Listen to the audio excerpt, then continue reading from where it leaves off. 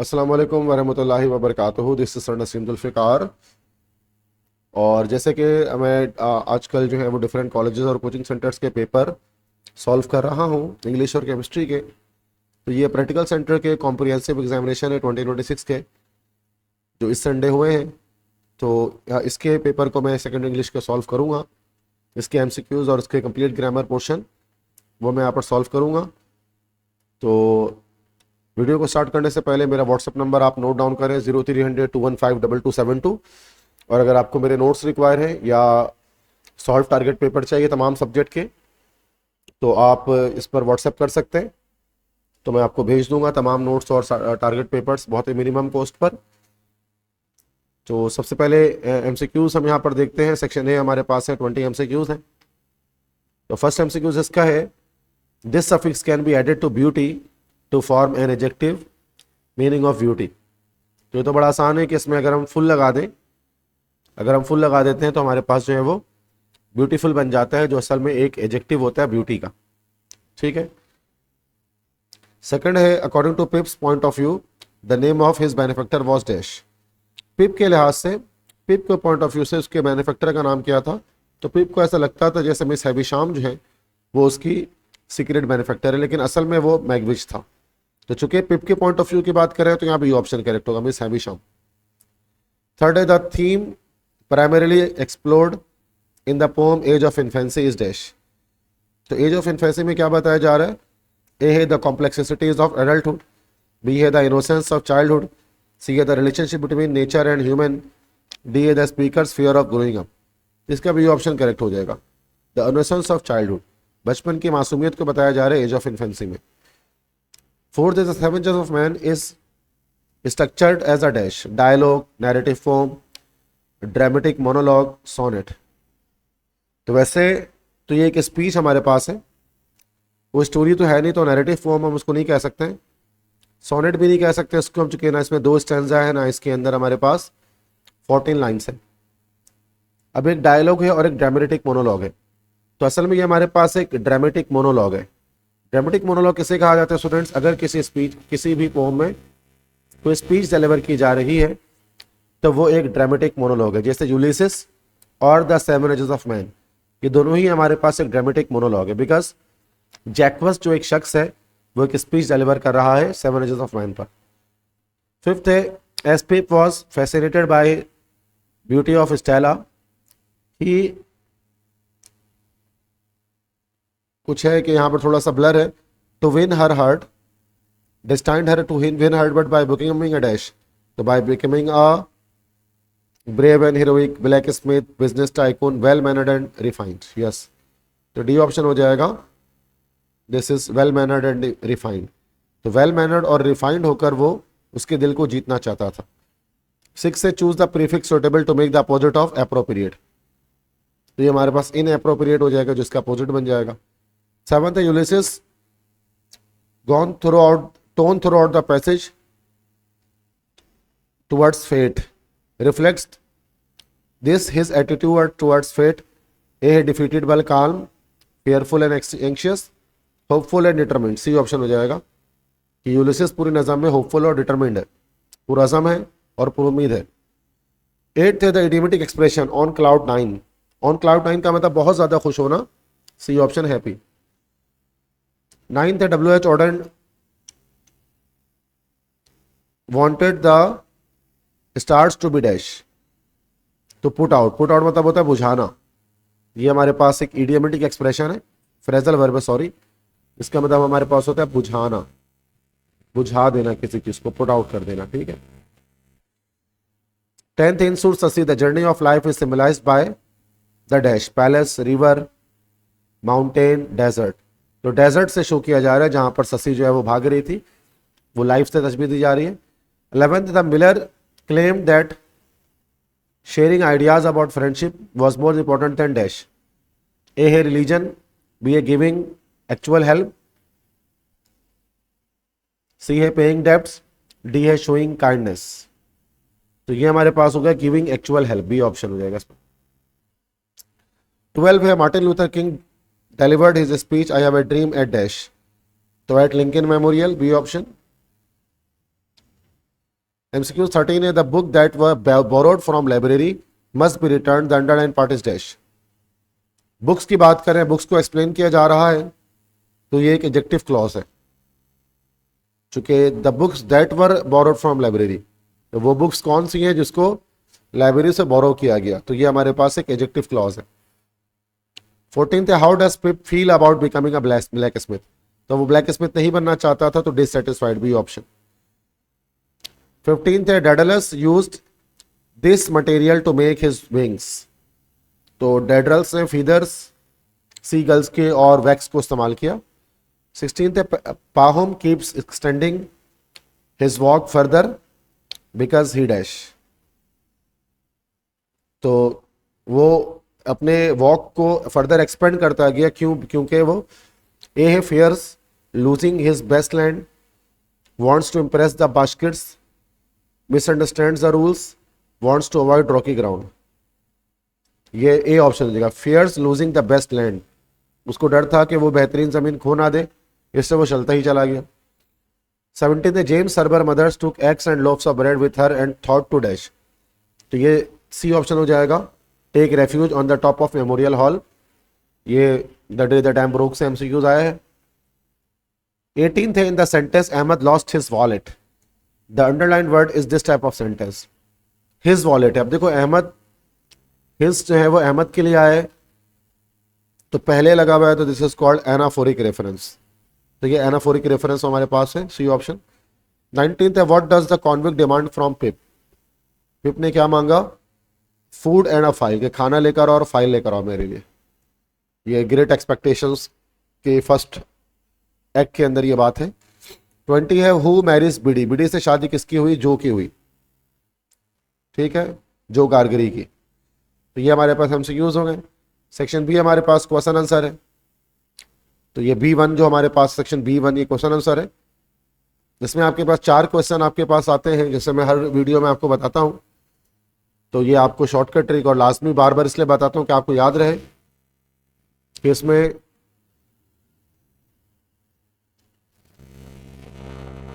3 question हमारे पास होंगे pros से, 3 क्वेश्चन आपके पास होंगे पोइट्री से, और 4 क्वेश्चन आपके पास किससे होंगे भाई, नॉवेल से होंगे। तो आप लोग पोम और नॉवेल के क्वेश्चन सब करेंगे तो क्या हो जाएगा आपका कंप्लीट, ये सेक्शन हो जाएगा आपका, प्रोज करने की नीड नहीं है, क्योंकि 6 क्वेश्चन करने हैं, वैसे 7 नहीं करने। सेक्शन B2 है वो मैं हर वीडियो में सॉल्व करता हूँ, ग्रामर है। क्वेश्चन 11 हमारे पास होता है कि वर्ड मीनिंग्स को मैच करना होता है, सेग्रीगेशन पहला है, सेग्रीगेशन का मतलब होता है टू सेपरेट करना, चीज़ों को अलग अलग करना। डाई डाउन, डाई डाउन मतलब रिड्यूस होना, शायद कम हो जाना किसी चीज़ का। राइटियसनेस के मतलब क्या होता है, विर्चू, भलाई। गो थ्रू मतलब टू एक्सपीरियंस, सिम्फनी का मतलब होता है हारमोनी, तो ये मीनिंग्स मैच हो गई। क्वेश्चन 12 है use any 4 of the following idiom in sentences, idiom है जो उसको अपने सेंटेंस में हम यूज करना चाहते हैं, हमें यूज करना है, ठीक है, तो ये किसी 4 को करना है, तो ये सारे ही आसान हमारे पास ईडियम है, ठीक है। अब इसको अगर मैं सॉल्व करना चाहूं तो यहीं पर कर लेता हूं, उसमें जगह तो है। स्पिल द बीन, तो मैं उसकी मीनिंग बता देता हूं, आप उसको खुद जो है वो आप इसको अपने सेंटेंस में यूज कर लीजिएगा। तो स्पिल द बीन का मतलब क्या होता है, टू टेल सीक्रेट, किसी कोई राज की बात बताना, this is spill the bean. With flying colours का मतलब होता है विथ गुड मार्क्स, जैसे ही pass the test with flying colours. Cats and dogs rain का मतलब होता है हैवी रेन, या rain with thunder and bolts, गरज चमक के साथ जब बारिश होती है तो उसको हम कहते हैं that is raining with cats and dogs. Go viral का मतलब होता है किसी चीज का वायरल होने जाना, या स्प्रेड क्विकली, किसी चीज का तेजी से फैल जाना, जैसे the news about his scandal go went viral. A short fuse का मतलब है शॉर्ट टेम्पर, गुस्से का तेज होना, दैट इज जैसे हमारी maths teacher is a short fuse. By leaps and bounds का मतलब एट अ ग्रेट पेस, एक बहुत तेजी रफ्तारी के साथ, जैसे India has been progressing by leaps and bounds. Ghost someone का मतलब होता है end communication, end communication instantly. The फौरन से किसी से राब्ता ख़त्म कर देना, तमाम तरह की कम्युनिकेशन एंड कर देना, उसको घोस्ट कहते हैं। जैसे she ghosted me after the argument. तो ये हमारे पास जो है वो इसके ईडियम्स के क्वेश्चन हो गए। ट्रांसलेशंस कर सकते हैं इसके आप, मतलब सॉरी सेंटेंसेस बना सकते हैं। क्वेश्चन 13 हमारे पास है, कंडीशनल सेंटेंस कंप्लीट करना है। ए है when water reaches 100 degree Celsius it dash, तो इट बॉइल्स, ये टाइप 0 कंडीशनल है। बी है he will definitely help you if you, वो तुम्हारी मदद करेगा इफ यू कॉल हिम, अगर तुम उसे कॉल करोगे, इस तरह से। C if I had a lot of money, तो आई वुड, ये टाइप 2 कंडीशनल है, I would buy a Lamborghini, I would buy a Lamborghini. D if I had known the truth, तो I would have told you, मतलब अगर मुझे सच पता होता तो मैं तुम्हें बता देता, इस तरह से। तो ये हमारे पास हो गया। उसके बाद क्वेश्चन 14 है, do as directed. She bought apples, oranges, bananas and grapes, तो एप्पल्स के बाद कॉमा आ जाएगा, ऑरेंज के बाद भी कॉमा आएगा, और लास्ट से फुल स्टॉप आ जाएगा। पंक्चुएशन करनी है। B he was tired he continued working, compound sentence बनाना है। He was tired yet he continued working, yet से बना सकते हैं, बट से भी बना सकते हैं। See the engineer designed a new bridge last year, तो ये क्या हो जाएगा, इसका चेंज द वॉइस करना है। ज्यादातर क्वेश्चन इसमें ये मॉडल पेपर के आए हुए, ठीक है। New bridge was designed by the engineer last year. उसके बाद है Hamza said to the librarian, can you borrow this book for 2 days। तो ये सवाल क्वेश्चन कर रहे हैं हमजा, तो यहां पर हो जाएगा Hamza asked, asked the librarian, comma हटेगा, इफ लगेगा, ही कुड बोरो, अब दिस बुक है, दैट हो जाएगा, एक्स्ट्रा वर्ड है, दैट बुक फॉर 2 days। याद रखने की बात यह है कि एंड में इसमें फुल स्टॉप आएगा हमारे पास, ठीक है। तो ये डू एज डायरेक्टेड हमारे पास हो गया सारे कंप्लीट। क्वेश्चन 15 है, spot the error and rectify the following faulty expression. A है this is the unique idea I have heard, this is the unique idea I have ever heard, this is the नहीं होगा, this is a होगा, this is the unique idea I have ever heard. B he runs fast than his brother, fast नहीं होगा यहाँ पर, ये it should be faster, क्योंकि comparison की जा रही है। सी है the book consist in 10 chapter, in नहीं होगा यहाँ पर, ऑफ होगा। डी है she divided the chocolates in her friends, in नहीं होगा, अमंग हर फ्रेंड्स, ये होना चाहिए, ठीक है। सेक्शन बी कंप्लीट हो गया। सेक्शन सी में ईमेल लिखनी है हमें, और या पर्सनल स्टेटमेंट, बेहतर है कि आप पर्सनल स्टेटमेंट ना करें, ईमेल कर लें, ये इंपॉर्टेंट है। ये हमारे पास है इंग्लिश प्रोफेशन से सर्टिफिकेट, इस पर आप ईमेल लिख लें। इसके बाद ऐसे किसी एक टॉपिक पर, तो ऐसे लिख लेंगे आप। टारगेट पेपर में मैंने इंपॉर्टेंट एसेस डाले हुए, बस आप वो कर लें। क्वेश्चन 5 है ट्रांसलेशन। ये ट्रांसलेशन तो अच्छा ट्रांसलेशन है, ये इसको ट्रांसलेट करना होता है फ्रॉम इंग्लिश टू उर्दू, हम इसको ट्रांसलेट करेंगे। सिंधी में भी कर सकते हैं इफ़ यू वांट। अच्छा मैं उर्दू में ही करूँगा। जैसे honesty means always telling the truth and being fair, तो मैं कहाँ पर करूँ, जगह तो यहाँ पर है नहीं, यहीं पर कर लेते हैं। तो ईमानदारी का मतलब है सच बोलना और and being fair, and being fair का मतलब होता है कि इंसाफ करना, सच बोलना और इंसाफ करना। तो ईमानदारी का मतलब है सच बोलना और इंसाफ करना।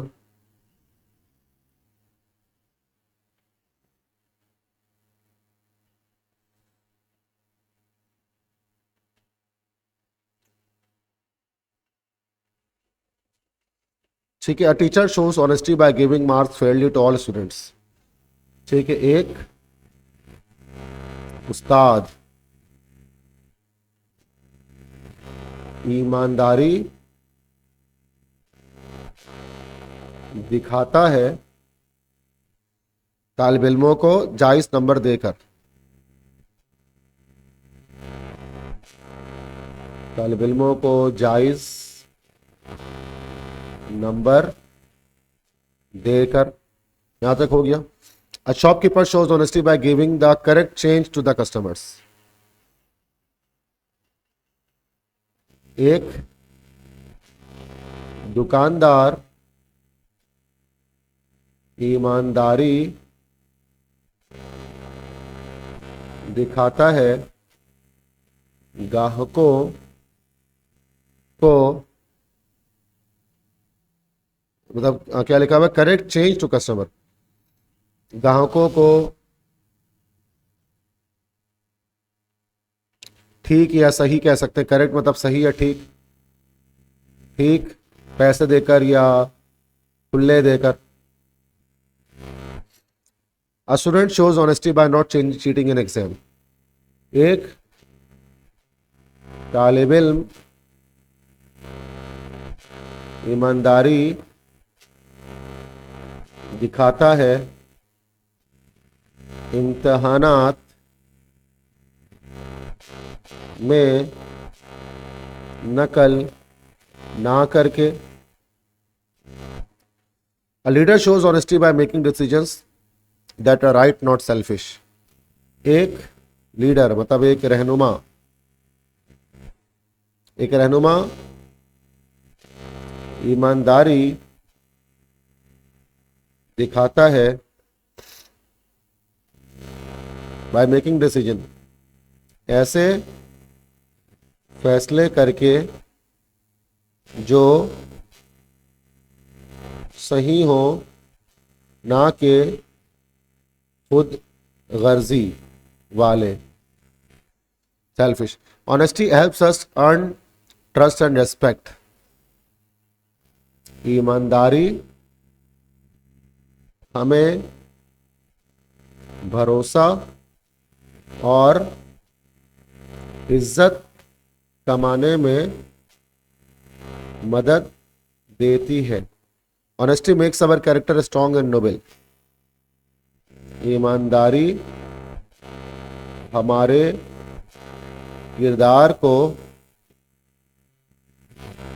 मजबूत और आला बनाती है। तो बेटा ये हमारे पास इसकी ट्रांसलेशन इस तरह से हमें करनी है। 10 मार्क्स की ट्रांसलेशन है। इसके बाद लास्ट क्वेश्चन होता है अनसीन कॉम्प्रिहेंशन का, जिसमें आप प्रेसी भी लिख सकते हैं। प्रेसी मैं मना करता हूं आपको, आप इसके बजाय फिर इसके क्वेश्चन आंसर्स करें। ठीक है, तो ये लिखा हुआ applying for scholarship is an important step in students academic life. Receiving a scholarship can help cover tuition fee and other expenses. To increase your chances, it is essential to prepare carefully. Start by gathering information about the scholarship, its requirements and deadlines. Write a clear and honest application highlighting your achievements and goals. Ask teachers or mentors to review your application and provide feedback. Another important point is to submit the application on time. Late submissions are usually not considered. Finally, make sure to follow up politely. If you do not hear back within the expected time, careful preparation and attention to detail can greatly improve your chances of success. When I name 2 things a student can do to improve their chances of receiving a scholarship. ठीक है, तो यहां से हो जाएगा ये। To increase your chance, it is essential to prepare carefully. तो ये एक हो गया। Start by gathering information about the scholarship, its requirement and deadlines. Write a clear and honest application highlighting your achievement and goals. तो यहां से यहां तक करने पे से काफी क्वेश्चन 1 का आंसर हो जाएगा ये। To have why it is important to submit the application on time. यहां पर लिखा हुआ है late submissions are not usually considered। तो ये सेकंड हो गया हमारा। Third, classify the word classes. ठीक है, वर्ड क्लासेस ट्यूशन, ये नाउन हो गया, चूंकि शन आ गया एंड में। केयरफुली LY आ गया, this will be adverb. Improve भी हमारे पास क्या हो गया, वर्ब। क्वेश्चन 4 है, point out one regular and one irregular verb in the passage. अब रेगुलर वर्ब देख लेते हैं। मेक अप्लाइंग फॉर स्कॉलरशिप, तो रेगुलर वर्ब तो हमारे पास सिंपली यही आ गया। अगर यहां से हमसे पूछा जाए कि एक तो इरेगुलर वर्ब ढूंढना है और एक रेगुलर वर्ब ढूंढना है, एक नंबर का एक ही है हमारे पास। तो जो रिसीविंग हमारे पास है, रिसीव है, ये हमारे पास रेगुलर वर्ब है, या सॉरी रिसीव तो है ही नहीं, अप्लाई है, सॉरी फर्स्ट वर्ड ही अप्लाई है। तो अप्लाई हमारे पास, अप्लाइंग जो हमारे पास है ये एक रेगुलर वर्ब है। इरेगुलर वर्ब ढूंढते हैं। Applying for a scholarship is an important step in a students academic life. Receiving a scholarship can help cover tuition fee and other expenses to increase your chances. It is essential to prepare carefully. Start by gathering information about the scholarships, its requirements and deadlines. Write, okay. तो ये right हमारे पास आ गया, irregular verb write, wrote, written, ठीक है, जिसकी ED नहीं लगती इसके सेकंड थर्ड फॉर्म में। पांचवा है suitable title for the passage. Suitable title हमारे पास पैसेज के लिए है, ठीक है। तो यहाँ आप टाइटल हम बना सकते हैं, how to get a scholarship, how to get a scholarship. इसको हम टाइटल बना देते हैं। टाइटल अपनी मर्जी से आप चेंज भी कर सकते हैं, इसमें कोई मसला नहीं है, ठीक है बेटा। तो ये हमारे पास प्रैक्टिकल सेंटर का पेपर हो गया, सेकेंड ईयर का कॉम्प्रिहेंसिव का, तो मैंने आपके सामने सॉल्व किया। वीडियो पसंद आए तो वीडियो को लाइक करें, चैनल को सब्सक्राइब करें, अपने फ्रेंड्स के साथ शेयर करें। बाकी ये मेरा व्हाट्सअप नंबर है 030021522272। आपको नोट्स चाहिए किसी भी सब्जेक्ट के, या फिर आपको टारगेट पेपर्स चाहिए, सॉल्व अनसॉल्व, या यूनिवर्सिटी की तैयारी के लिए NED या डाओ या किसी भी तैयारी के लिए नोट्स की रिक्वायरमेंट हो, या ऑथेंटिक पास्ट पेपर सबको चाहिए, तो ये मेरा व्हाट्सअप नंबर आप सेव कर लें, और जब भी आपको मेरी जरूरत पड़े तो आप मुझे मैसेज कर दें, ठीक है। तो बहुत ही मिनिमम कॉस्ट पर मैं तमाम स्टूडेंट्स को PDF प्रोवाइड करता हूँ। आप PDF के थ्रू भी पढ़ सकते हैं, उसको प्रिंट आउट भी कर सकते हैं, that totally depends upon you, ठीक है बेटा। Thank you so much for listening to my lecture. अल्लाह हाफिज़।